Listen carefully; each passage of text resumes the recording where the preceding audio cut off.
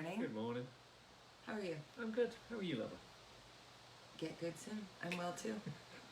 One of my favorite things Maz ever said to me really early in our relationship, I said something about, I don't feel good. And he said to me, get good soon. And I said, what does that mean? And he said, it's I don't feel well. Get well soon. So I like that. I laugh at it all the time. It's still silly. It is. I want to read you something before we go into our, it's all right, I'm okay. Go into our conversation today because I thought it was really interesting. So I get Seth Godin's daily emails, and this one is called Posing for Selfies. We act differently when we know we're about to be on display. Aim a camera at someone and they tense up. I guess we call it taking a picture for a reason. We feel defensive. Social media multiplies this by counting likes, which doesn't mean someone actually likes us, or friends, which doesn't mean that someone is actually our friend. The irony is that the people we're most likely to want to trust and engage with are the ones who don't pose. They're consistent, committed, and clear, but they're not faking it. Figure out what you want to say, the change you seek to make, the story you want to tell, and then tell it, wholeheartedly and with intent. Posing is unnecessary. And the reason that I like that is because yesterday we got on and we had been fighting in the morning. Not fighting, but yesterday was not our best day. For lots of reasons. Some of them niggly, some of them boredom, some of them I had a raging headache, some of them I thought you woke up and were kind of a butt. So there's that. But Quite a possibility, actually. guess what? We showed up. And we showed up authentic to who we are. I told you I was kind of crusty and that we'd been having a little bit of a niggly morning, to quote you. So I liked that. It confirmed what we're trying to do, which is just show up and be here. We are not a perfect couple. Our lives are not perfect. Maz getting sober didn't fix 1,000% of everything. It fixed about 98% of everything. But it required me to make shifts. It required Maz to make shifts above and beyond just not drinking. And we still have crummy days, and we still have moments that you kind of want to doink somebody on the head over. Mutually, not just me to him. Although more me to him, because that's who I am as a person. But Really? Stop it. But I liked that confirmed it. We're showing up authentic to who we are and to where we are at 8:30 on any given weekday morning. So that's that. So today we're talking about a topic that you suggested about being a yes man. Yes. And there's a really cute story that goes with this. So when we first met Maz, Quinn was 5.5. He had just started kindergarten, and probably about 4 weeks after Maz and I had started dating, so this would have been kind of middle of October of 2001, Quinn and I were driving somewhere, and he was in the back seat in his little booster seat, and it had been quiet for a while, and he looked up and he said to me, you know what I like about Maz? And I said, what? And he said, I like that he's a yes man. Yeah. And I said, what does that mean? And he said, I like that when I ask him if he wants to play Legos, or if he wants to play this funny race car game, or if you say, wow, do you want to go to the park, or whatever, he says yes. And I understood pretty clearly that he wasn't saying, I like that he's a pushover, or I like that I always get my own way. He was saying, I like that he engages with us and that he's authentically there, and that when he says yes to playing Legos, he's not just putting some blocks together while he's mindlessly watching TV. He's playing Legos. He's building Legos. And I gotta tell you, that maybe more than anything else was what I missed most. Yeah. Most. When you stopped really being a yes person. Yeah. Yeah, I wanted to bring it up because it's it's a fantastic example. I mean, if you're in this position, either way, and especially maybe if you're the significant other of someone who is an addict, this is a prime example of how. You read about changes in character, but this is a fantastic example. I was a yes person because I was engaged with life. Yeah. And when Brilliantly engaged. I am again now, but when I was drinking, I wasn't. And so that's the flip, and it's so nice for me personally anyway.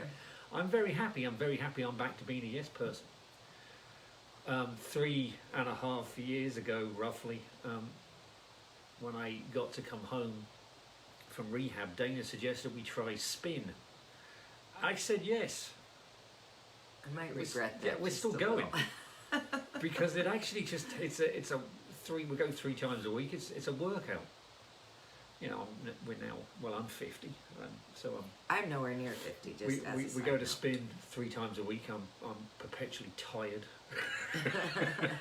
But it helps you go to sleep. It does clear your head. It's. Well, and the irony of that is that probably 10 years ago, we had a membership to another gym, a family membership, because Quinn was playing tennis. And I bet we fought about going to walk that track Probably every day. single time. I think that was 2 or 3 times a week. Every single time we had a fight about it because you never wanted to go. So it's funny to me now that you're the one boinging out of bed 3 days a week and saying to me, "Come on, Dee, time for spin." Yeah, I never thought I'd be in that position either. It's weird when you say it out loud, actually. Yeah, but it is. No joking aside, it's a fantastic example of how you change, and you can get that back if you're sitting there thinking, oh, I do have a problem with a substance. I am addicted to this. What you can get back is basically who you used to be. I mean, it's not perfect. I mean, you're never exactly the same person, but you can be a functioning human being again. Yeah, but here's what's great about this. No, you're not the same person. But guess what? None of us who goes through life are the same person. A death happens. You lose a job, a terrible relationship breakup. Something happens to one of your children. You get sick. Life happens, and you necessarily are not the same after it because you're banged up and battered. It doesn't mean, though, that you are not able to get past it and have a new normal that is as good or better, just different. We've said this before, but this new normal is 1,000,000 times better even than the early yes man years because we walked through this storm. We weathered it. Yeah, I don't know who said it first. I probably dead white guy. Doesn't matter. I know you love dead white guys. Someone once wrote once that the best thing to do when you find yourself walking through hell is to keep walking. Probably a dead white Catholic guy. Yeah, because this sounds very Catholic. You probably guess I'm the Catholic here. But yeah, you can get back to being a yes man, and if you are the individual who wants their yes person back, if they're willing to help, if they're willing to open up and ask for help, they can be a yes person again too.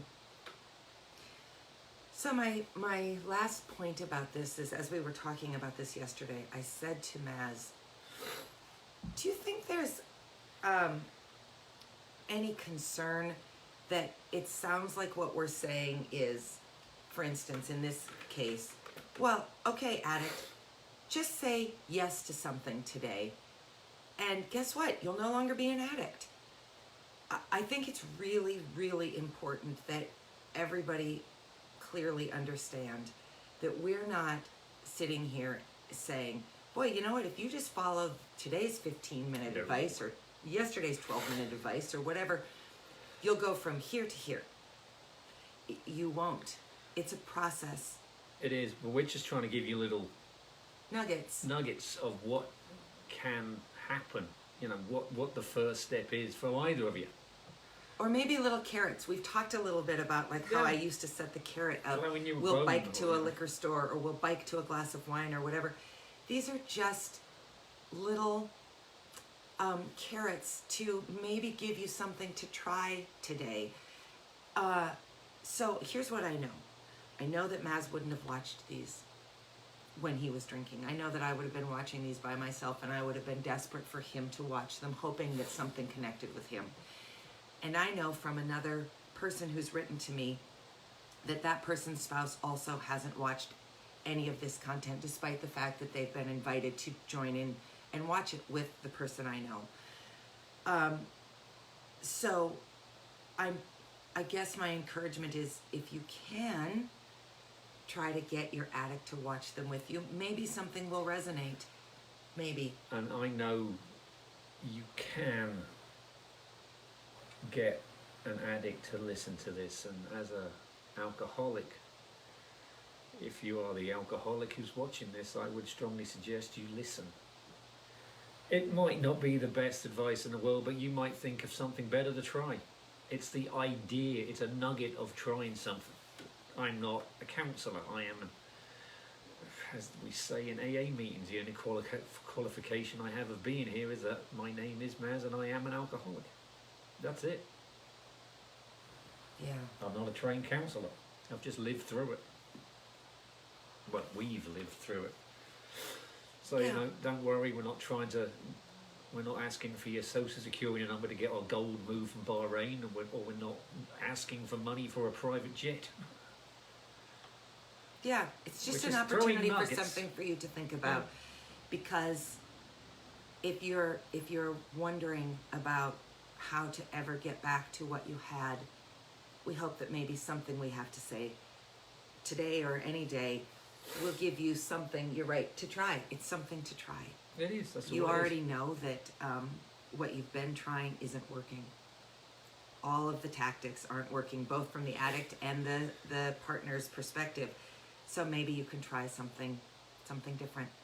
Okay, I think that's it for today. Yeah, bang on time. Have a great day. Have a great day. See you tomorrow. Bye.